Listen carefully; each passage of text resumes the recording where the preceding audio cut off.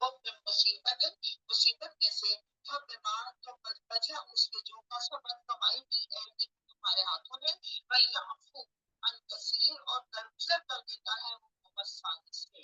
انشاءاللہ آگے چل کے بات ہے کہ پہلے یہاں پہ یہ سمجھایا جا رہا ہے کہ جو بھی وہ مصیبت آتی ہے اور تمہارے اپنے ہاتھوں کی کمائی کی وجہ سے وہ تمہاری کمائی ہے اپنے ہاتھ تمہارے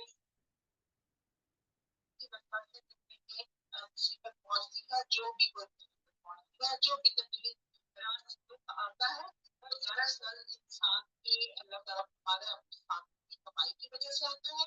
لیکن کیا اور کیا ہوتا ہے کہ اللہ تعالیٰ انسان کے کام کو بخش دیتا ہے اس کو غلطی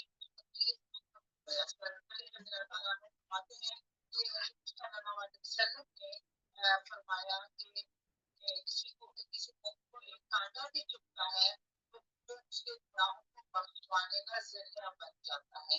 اگر نبی فرماتے ہیں کہ صلی اللہ علیہ وسلم نے مجھے فرمایا کہ آؤ میں تمہیں کتاب اللہ کی افضل ترین آیت سناؤں اور ساتھ ہی حدیث بھی سناؤں. حضور صلی اللہ علیہ وسلم نے پھر یہ آیت میرے سامنے ہمارے سامنے تلاوت کی اور میرا نام لے کر کہا علی جو میں کی تفصیل تم کو بتا دوں جو تکالیف جو بلائیں تمہیں دنیا میں پہنچتی ہیں وہ سب بدلہ ہے دنیا میں تم لوگوں کے اعمال کا. یعنی آپ نے فرمایا کہ لوگوں کو بتا دیا جائے کہ دنیا میں جو تکلیفیں تمہیں آتی ہے وہ تمہارے اعمال کی وجہ سے آتی ہے. اس نے ایک بار حدیث ہے کہ جب ایمان والے بندے کے گناہ بڑھ جاتے ہیں بہت ہی احتیاط سے سنیے اس حدیث کو. جب ایمان والے بندے کے گناہ بڑھ جاتے ہیں اور اس کے کفارے کی کوئی چیز اس کے پاس نہیں ہوتی تو اللہ تعالیٰ اس کو کسی رنج اور غم میں مبتلا کر دیتا ہے اور اس کے گناہوں کا کفارہ ہو جاتا ہے. پھر وہ جو رنج اور تکلیف پہنچتے ہیں وہ اس کے گناہوں کا کفارہ بن جاتا ہے. تو یہ اللہ تعالیٰ کی طرف سے ایک گناہوں کی بخشش کا ذریعہ بھی ہوتا ہے. کیونکہ ابھی حاتم ہے حضرت حسن بصری نے فرمایا کہ حضور صلی اللہ علیہ وسلم نے فرمایا کہ اللہ کی قسم جس کے بندے میں میری جان ہے لکڑی کی ذرا سی خراش ہڈی کی ذرا سی تکلیف یہاں تک کہ قدم پر پھسلنا بھی کسی نہ کسی گناہ پر ہے اور ابھی تو اللہ کے عفو کیے ہوئے گناہ اور ایسے ہیں جو اللہ کے عفو کیے ہوئے گناہ تو ویسے ہی مل جاتے ہیں. یعنی اللہ جن کو معاف کرنا چاہتا ہے جن پر پکڑ نہیں کرتا وہ تو ایسے ہیں جو کہ اللہ تعالیٰ ویسے ہی معاف کر دیتا ہے. اور یاد رکھیں اس کا یہ مطلب نہیں ہے کہ ہمیشہ تکالیف جو آئے گی وہ گناہوں کے نتیجے میں ہی آئے گی. آپ کرام پر بھی جو تکالیف آتی تھی نا وہ تو معصومانہ بتا ہوتے تھے کہ تو کوئی ان کی جو غلطیاں نہیں ہوتی تھی لیکن ان کے اوپر بھی تکالیف آتی تھی. تو یہ سمجھ لیجیے تکالیف آنے کی وجوہات کیا ہے دھیان سے سنیے. 3 وجوہات ہمیں قرآن اور احادیث کی روشنی میں سمجھ لگتی ہے. نمبر 1 یہ کہ انسان کے آنے والی تکلیف اس کے کسی گناہ کا کفارہ بن جاتی ہے. نمبر 2 اس پہ آنے والی تکلیف اس کے لیے درجات کی بلندی کا سبب بن جاتی ہے. اور نمبر 3 بہت سی تکالیف ایسی ہیں بہت سی غلطیاں ایسی ہیں بہت سے گناہ ایسے ہیں جن کو اللہ تعالیٰ بغیر کسی حکم کے معاف کر دیتا ہے.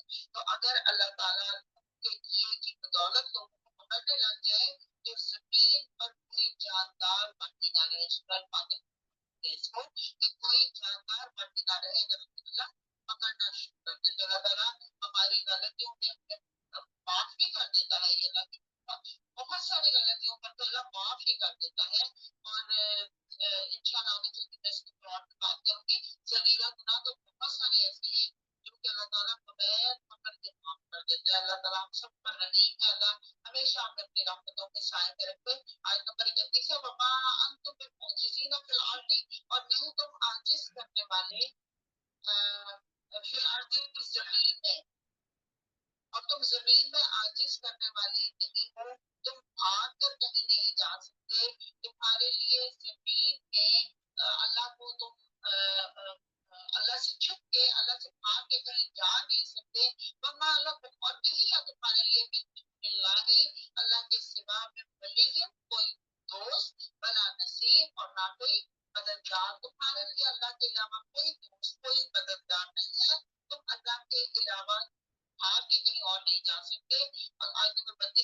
आयाती और उसकी निशानियों में से है अल जवारी कश्तियां फिर बहरी समंदर में बल आला पहाड़ों की तरह से उसकी निशानियों में से ये है कश्तियां जो समंदर के पहाड़ों की तरह से चलती हैं इतनी बड़ी बड़ी कश्तियां कि लगता है जैसे पहाड़ खड़े हैं ऐसे होता है ना समंदर में जाके जरा देखने का भी तो लगता है जैसे पहाड़ के पहाड़ खड़े थे आयत नंबर 33 है इन यशा युस्के भी अगर चाहे इन यशा अगर वो चाहे युस के भी ये तुम्हारे लिए हवा को फयस ललना तो हो जाए रवाकिदा थमी हुई अला ज़हरी ही उसकी पुष्ट पर अगर अल्लाह चाहे रवाकिदा जो है ये रा काम दाल इसका मतलब है खड़ा का खड़ा यानी किसी हरकत करती हुई चीज का किसी एक जगह पर ठहर जाना जैसे आपने कभी देखा तराजू में उसको पकड़ते हैं ऊपर से गद्दी से थोड़ी देर वो हरकत करता रहता है फिर उसके बाद वो रुक जाता है उसको रवाकिदा कहते हैं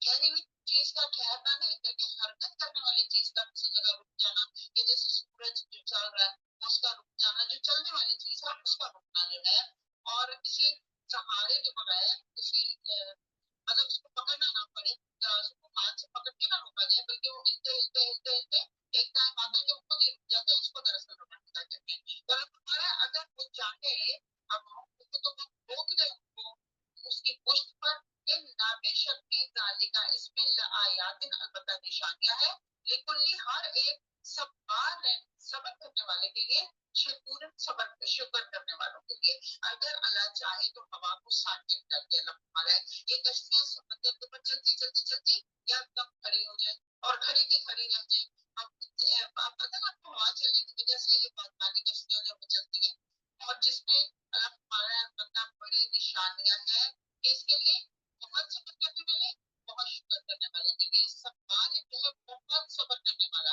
वो शख्स जो अपने जज्बात को कंट्रोल कर सकता हो वो शख्स जो इंतहाई जज्बाती है हालत में भी नेगेटिव रिएक्शन ना दिखाता हो अपने आप को रोक कर रखने वाला हो गम में भी अपने से बाहर ना हो और खुशी में भी अपने से बाहर ना हो ऐसा शख्स सम्मान होता है और शुक्र होता है बहुत शुक्र करने वाला यानी अल्लाह उसको अपनी नेमतों से जितना भी नवाजता जाए तो उसके ऊपर शुक्र गुजार ही रहने वाला बंदा होता है कलम हमारा है कि ये निशानियां है किनके लिए जो बहुत सब्र करने वाले बहुत शुक्र करने वाले हैं कि किसी के सब्र और शुक्र को चेक करो तो सबसे बेहतरीन ये है कि बीच मतलब के कश्ती के अंदर उसको बिठा दिया जाए जबकि जो कश्ती है बाहर की हुई हो और कश्ती हिलजुल भी ना कर रही हो वहां पे उसका सबर और शुक्र चेक करें कि वो क्या है उसका सबर कितना है उसका शुक्र कितना है जब पता हो कि कोई और बचाने वाला नहीं और कि मैं ऐसी कश्ती में बैठा हूँ तो चल ही नहीं रही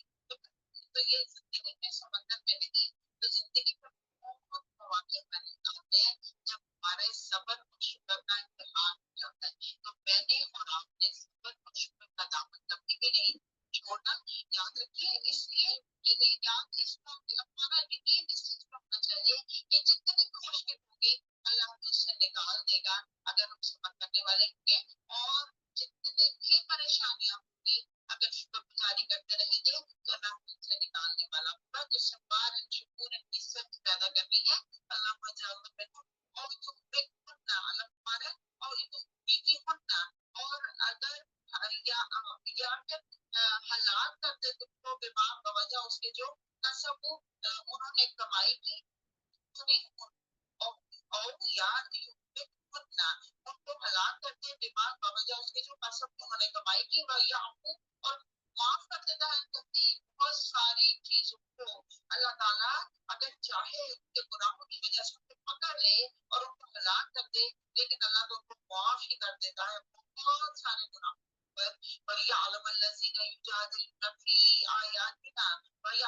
और वो जानता है अल्लाह जीना उन लोगों को जो झगड़ा करते हैं आयातिना मेरी आया अल्लाह की आयात में मालूम नहीं है उनके लिए कोई बचने की जगह उनके लिए कोई बचने की जगह नहीं है वो जो अल्लाह की आयात में झगड़े करते हैं उनके लिए बचने की कोई जगह नहीं है वो बच के नहीं जा सकते वो लोग जो बहस इनकार करने के लिए बहसें करने के लिए अल्लाह की आयात के अंदर झगड़े करते हैं अल्लाह हमारे वो आराम से आज घरों में बैठे हैं ना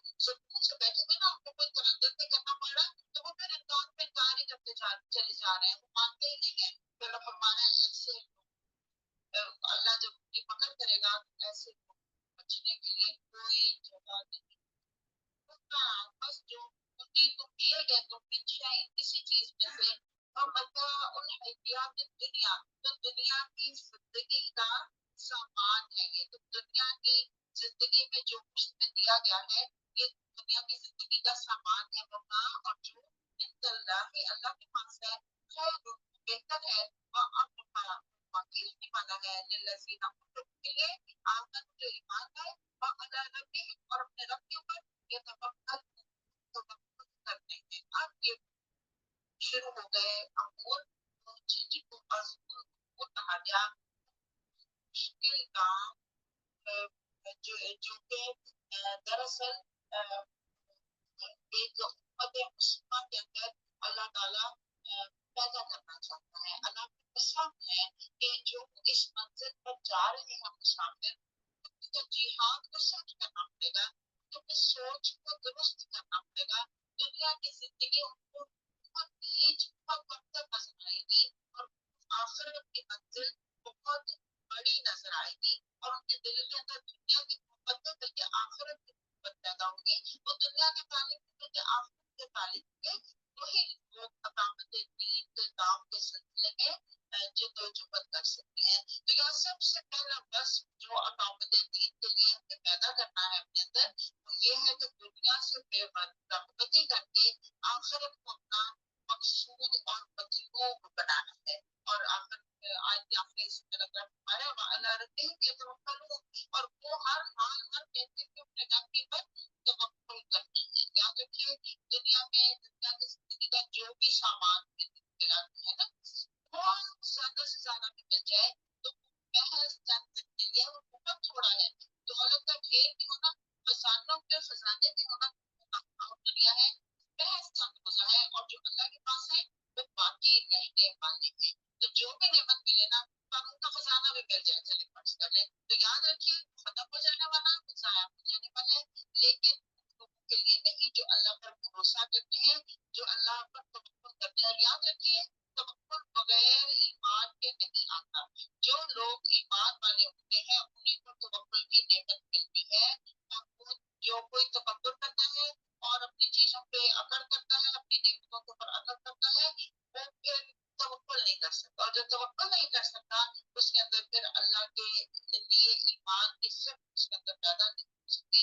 یاد رکھیے جنت کا سودا توکل کرنے والے ہی کر سکتے ہیں. جنت کا سودا کرنے کے لیے رزق لینا ہی پڑے گا. تو پہلی شرط نے پڑھ لی اقامت دین کے لیے جدوجہد کرنے والوں کو پہلے دو کام جو ہم نے پڑھ لیے. نمبر ایک وہ ایمان لانے والے ہوتے ہیں، نمبر دو وہ اللہ پر توکل کرنے والے ہوتے ہیں. آیت نمبر 37 پہ چلتے ہیں. والذین وہ لوگ یجتنبون جو بچتے ہیں کبائر الاثم بڑے گناہوں سے والفواحش اور بے حیائی کے کاموں سے واذا اور جب غضبوا وہ غضبناک ہوتے ہیں یا پھر وہ درگزر کر جاتے ہیں. غفر ہوتا ہے تھام دینا، ڈھانپ دیتے ہیں اپنے سے. اب یہاں پہ بتایا جا رہا ہے وہ لوگ جو اجتناب کرتے ہیں بڑے بڑے گناہوں سے اور بے حیائی کے کاموں سے. پہلے اس کے اوپر بات کر لیتے ہیں.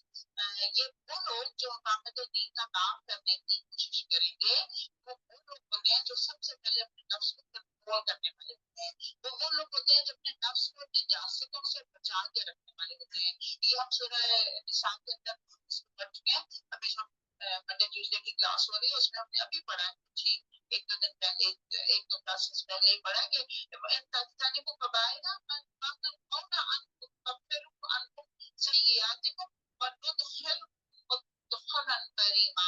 اگر تم اجتناب کرتے رہو گے بڑے بڑے گناہوں سے تو جن سے تمہیں روکا جا رہا ہے تو تمہاری چھوٹی برائیوں کو تم سے دور کر دیں گے اور بہت عزت والی جگہ پر جگہ دیں گے. تو یہاں سے بہت امپورٹنٹ پوائنٹ آپ کو ذہن نشین کرانا چاہتی ہوں کہ جو کبائر ہے نا بڑے بڑے گناہ نا ان کے بارے میں ہمیں غیر معمولی طور پر حساس ہونا چاہیے. ان سے ہمیں بچنے کی بہت احتیاط کرنی چاہیے, بہت کوشش کرنی چاہیے. ہمارے معاشرے میں بہت لاپرواہی برتی جاتی ہے. عام طور پر یہ ہوتا ہے کہ ہم چھوٹی چھوٹی غلطیوں, چھوٹے چھوٹے گناہوں کے اوپر اتنا کانشیس ہوتے ہیں, بار بار لوگوں سے سوال کر رہے ہوتے ہیں, بہت ہی احساس ہوئے ہوئے ہیں اس کے بارے میں.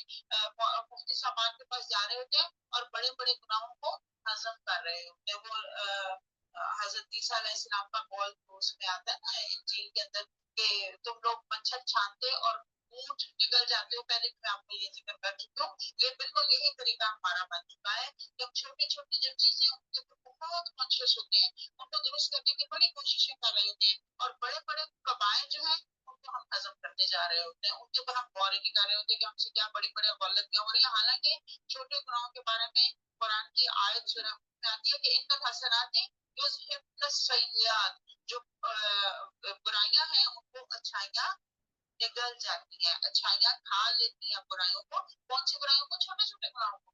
وضو سے چھوٹے گناہ معاف ہو جاتے ہیں, ایک نماز سے دوسری نماز کے انتظار کرنے میں چھوٹے گناہ معاف ہو جاتے ہیں. لیکن ہم ان کے لیے تو بہت کانشیس ہیں اور بڑے گناہوں کو ہم ہضم کر جاتے ہیں, ان کے اوپر ہم غور ہی نہیں کر رہے ہوتے. تو یہاں پہ یہ بھی بتائی جا رہی ہے کہ برائی بڑے گناہوں سے بچنے والے ہوتے ہیں, اور ساتھ ہی بے حیائی کے کاموں سے, یہ بھی کہا گیا بالفواحش, بے حیائی کے کاموں سے بچنے والے ہوتے ہیں. یہ بہت ضروری ہے. بے حیائی نہ تو خود کرتے ہیں نہ لوگوں کو کرتے ہوئے دیکھ سکتے. جب لوگ بے حیائی کا کام کر رہے ہوتے ہیں تو وہ ان سے بھی ان کو دور کرنے کی کوشش کرتے ہیں. فَإِذَا مَا غَضِبُوا, اور جب وہ غضبناک ہوتے ہیں تو منتقم مزاج ہوتے ہیں. وہ اپنا غصہ اتارنے والے نہیں ہوتے, بلکہ غفرا کا لفظ ہے یعنی ڈھانپ دینے والے ہوتے ہیں. آپ کو پتا مغفر کہتے ہیں, یہ جو سر کو ڈھانپنے والا ہیلمٹ ہوتا ہے نا, اس کو بھی کہتے ہیں, یا جو جنگوں میں خود پہنا جاتا ہے اس کو بھی مغفر کہتے ہیں, ڈھانپ لینے والا, یعنی دشمن کے وار سے بچنے کے لیے اپنے سر کو ڈھانپ لینے والا. تو یہ لوگ مغفرت سے مراد ہے کہ اللہ تعالیٰ کی رحمت اور مہربانی جو بندے کے گناہوں کو ڈھانپ لیتی ہے, یہی مومنین اور صادقین کا وصف ہوتا ہے.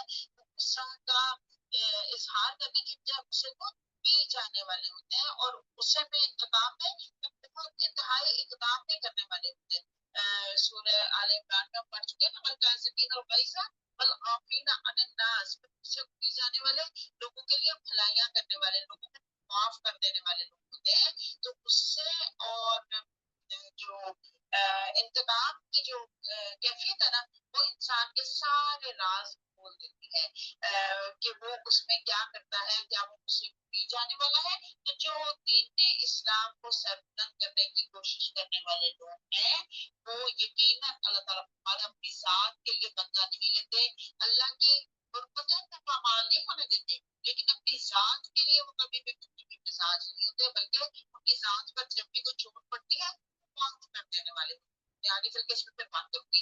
والذین, آیت نمبر 38 ہے, والذین, وہ لوگ استجاب, جو حکم مانتے ہیں لربہم, اپنے رب کا, واقاموا الصلاۃ, اور قائم کرتے ہیں نماز کو, وامروا, اور ان کے معاملات شورا, مشورے سے بینہم, آپس کے, مما, اور اس میں سے جو رزقناہم, دیا ہم نے ان کو, ان کو خرچ کرتے ہیں. پہلے ہم آیت کے پہلے حصے پہ آتے ہیں. والذین استجابوا لربہم, یہ وہ لوگ جو اپنے رب کی پکار پر لبیک کہتے ہیں اور نماز کو قائم کرتے ہیں. یہ کون سی پکار ہے؟ ذہن میں رکھیے, یہ اقیم الدین کی پکار ہے. یعنی جب وہ دین کے قائم کرنے کی دعوت دی جاتی ہے تو یہ آپس میں تفرقے میں نہیں پڑ جاتے, یہ آپس میں لڑائی جھگڑے میں نہیں پڑ جاتے, بلکہ اپنے رب کے ہر حکم کا جواب دیتے ہیں, اللہ کی اطاعت کرتے ہیں, اس کے ہر حکم پر سر اطاعت جھکا دیتے ہیں. اللہ مارتا ہے تو وہ بالکل بندہ کی طرح کھڑے ہو جاتے ہیں کہ اللہ میں حاضر, اور اس کے علاوہ وہ نماز قائم کرتے اور آپ اس کے معاملات مشاورت سے طے کرتے ہیں. یہاں پہ خاص طور پہ نماز کی پابندی کا ذکر کیا گیا. یہ مشن تھا حضور صلی اللہ علیہ وسلم کا, مسلمانوں کے درمیان نماز کو قائم کرنا اور اللہ کے دین پر نفاذ کرنا. جب نماز قائم ہوگی نا تو اجتماعیت قائم, لوگ ایک دوسرے کے ساتھ جڑ کے رہیں گے, اور جب जुड़ के रहेंगे तो फिर वो जुड़कर जद्दोजहद करने वाले होंगे। ये जो अजीम मिशन है जो सल्लल्लाहु अलैहि वसल्लम लेकर उठे थे दीन इस्लाम की सरबुलंदी का, इसके अलमबरदार आपस में जुड़े हुए होते हैं और नमाज की पाबंदी करने वाले होते हैं जुड़ने के लिए।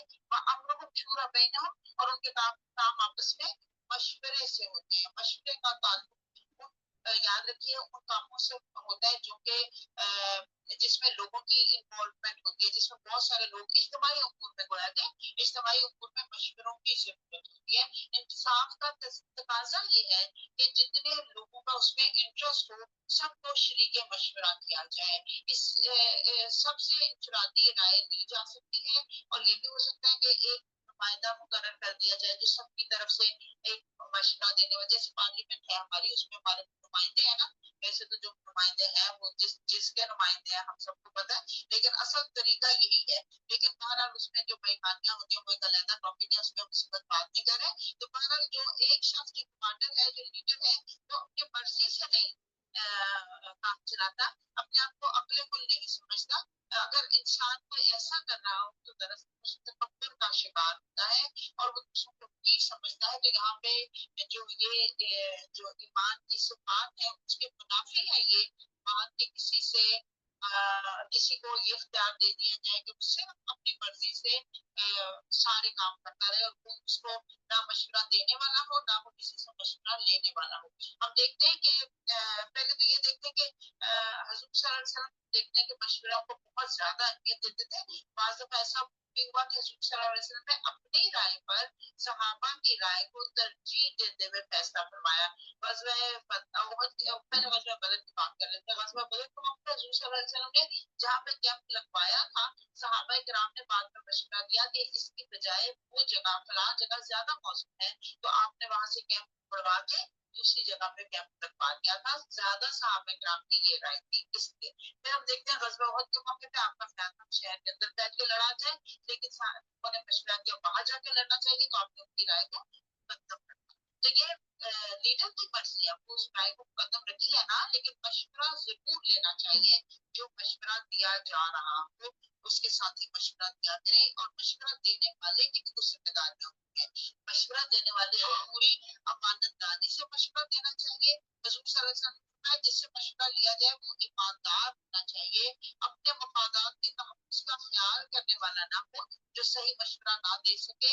उसके पेश नजर जाती मफादात नहीं बल्कि इज्तिमाई मफादात होने चाहिए और वो ऐसा समझदार जो ईमानदार भी उससे मशवरा लेना चाहिए और वो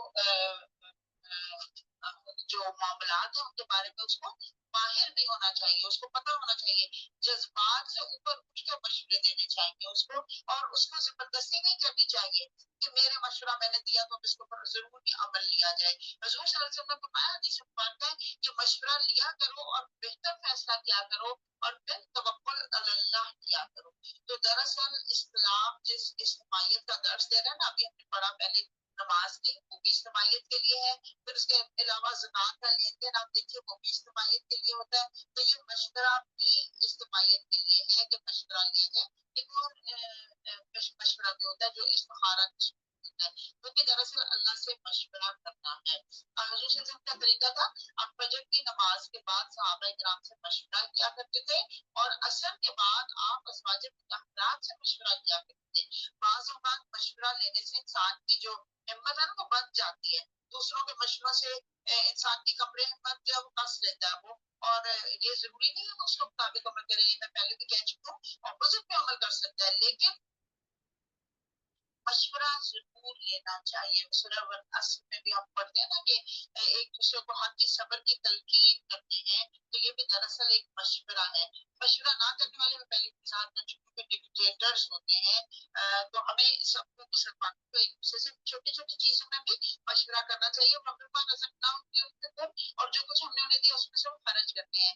दावत और अकाबिद दीन की जद्दोजहद में मसरूफ लोगों को अपनी जानों और अपने वक्त की कुर्बानी तो देना पड़ेगी, लेकिन उसके साथ साथ अपने माल की भी कुर्बानी करनी पड़ेगी।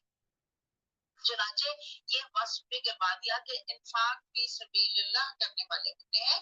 जो कुरान को गौर से पढ़ने वाला शख्स है ना, वो जानता है कि कुरान के मज़ामीन बार-बार दोहरा कर बयान किए गए हैं। बाकी सूरतों में तो बहुत मिलती-जुलती आयात बार-बार दोहराई गई हैं, इसलिए कुरान को किताबन मुतशाबिहन भी कहा गया है। लेकिन एक खास मज़मून हर सूरत का होता है, जिसको फिर मुफस्सिरीन समझ सकते हैं। जैसे मैंने शुरू में बताया गया था सूरह शूरा का खास मज़मून, और अब हम पढ़ रहे हैं कि इसकी तरफ जो अल्लाह की ताला की हाकिमियत है, उसको कायम करने के लिए जो लोग जद्दोजहद करने वाले हैं, उनकी खुसूसियात जो है वो हम यहाँ पे इन आयात के अंदर पढ़ रहे हैं, जो अल्लाह ताला ने यहाँ पे बयान किया। और मैंने कहा इनको अज़्मुल अबूर भी कहा गया है। और ये आखिरी आयत पढ़ के मैं आपको बताऊंगी, अज़्मुल अबूर खत्म हो जाएंगे इस आयत के बाद। 39 नंबर आयत के अंदर अज़्मुल अबूर खत्म हो जाएंगे, वो पढ़ के फिर मैं बताती हूँ। वल्लज़ीना, और वो लोग इज़ा जब असाबा पहुंचती है उनको अल बग़य, कोई बगावत, कोई ज्यादती, और वो जब असाबहुल बग़य, जब पहुंचती है उनको कोई ज्यादती, और वो यंतसिरू, वो बदला लेते हैं। ये वज़ाहत सुनने में यूं नहीं लगता जैसे ऑपोजिट है। पहले हम पढ़ते आ रहे हैं कि माफ कर दो, यहाँ पे भी हमने पढ़ा के नेक लोग वो होते हैं, इस्तिकामत वाले लोग होते हैं जो माफ कर देते हैं, और यहाँ पे अल्लाह ताला हमारा बदला ले लिया करो। जब उनको कोई मुसीबत पहुंचती है तो बदला ले लेते हैं। तो याद रखिए, बहुत इम्पोर्टेंट पॉइंट है ये, बस समझने वाली बात है ये, कि जब दीन इस्लाम की तबलीग की जाती है, लोगों को दीन की तरफ दावत देनी है, तो सब्र से, बर्दाश्त से काम लेना है।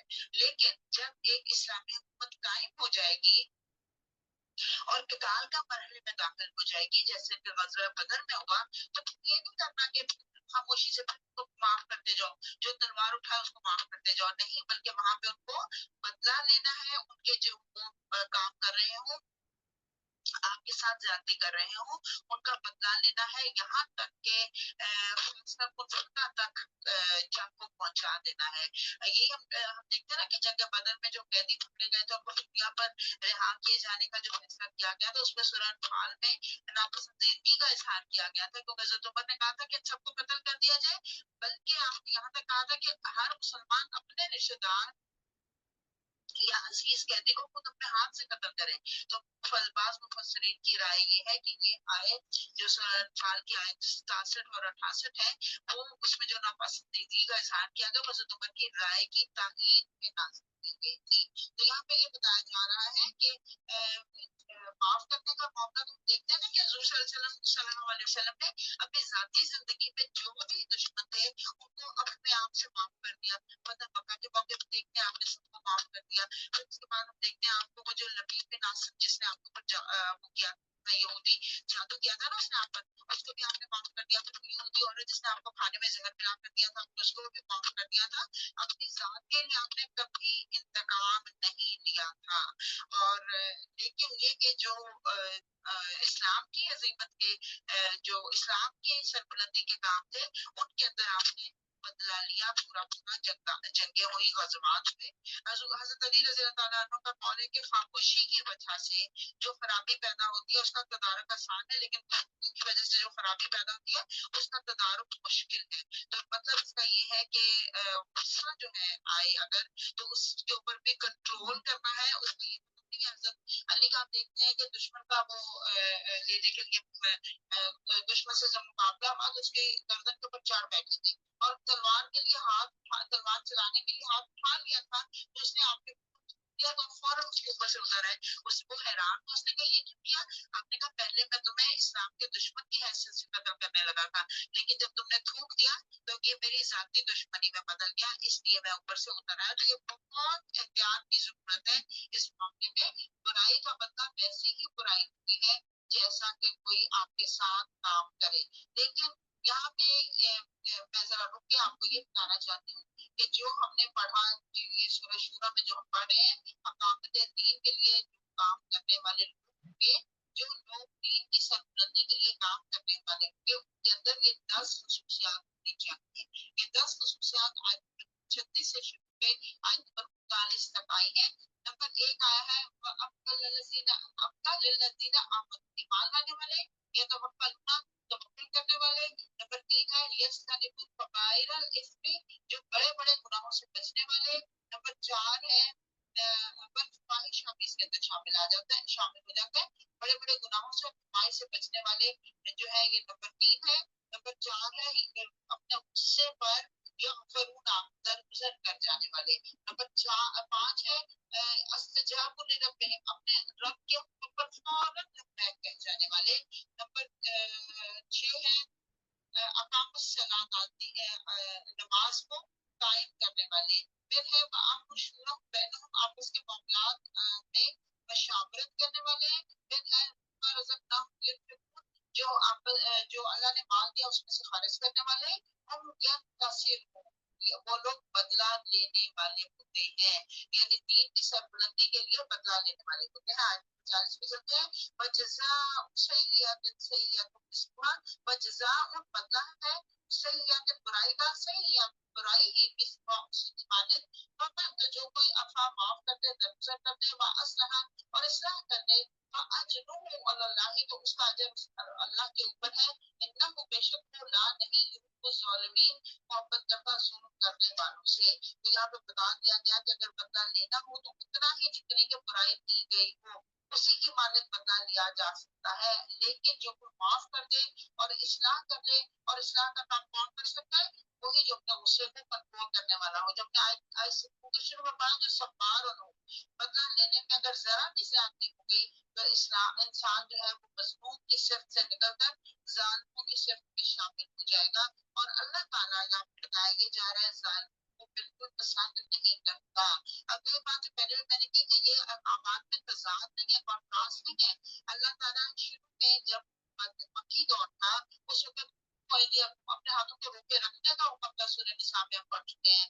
लेकिन अब जब अकामत दीन की सरबलंदी का काम करना है, एक इस्लामी रियासत कायम करने का काम करना है, तो फिर वक्त लोग ढाई सौ सफर जहाँ कहीं तुम उनको पाओ तो पकड़ो, वो कत्ल करो। अब ये हुक्म दे दिया गया। तो इसमें याद रखिए कि आखिर में कहा गया फमन अफ़ा व अस्लह फअजरुहु अलल्लाहि, जो तो माफ कर दे और इस्लाह करे तो उसका अजर उसके अल्लाह के ज़िम्मे है। ये माफ करना इस एतबार से कि अगर किसी की इस्लाह का कोई मौका हो तो उसको माफ भी किया जा सकता है। लेकिन जालिमों के लिए अलबत्ता कोई माफी नहीं है, उनसे बहरहाल बदला लिया ही जाएगा। ये हम पढ़ चुके हैं पहले कुरान में बार बार इसका जिक्र आ चुका। आज पर 41 में चलते हैं। अल्लाह ताला फरमा रहे हैं नहीं, और जो कोई बदला ले उसके जुल्म के बाद जुल्म नहीं उसके जुल्म के, उलाइका, यही लोग हैं नहीं अलैहिम उनके ऊपर मिन सबील, कोई रास्ता। मतलब हमारे अगर कोई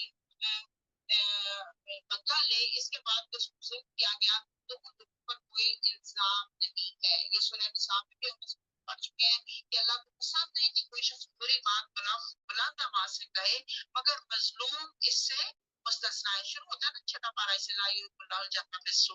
तो बदला लेना बहरहाल मजलूम का हक है।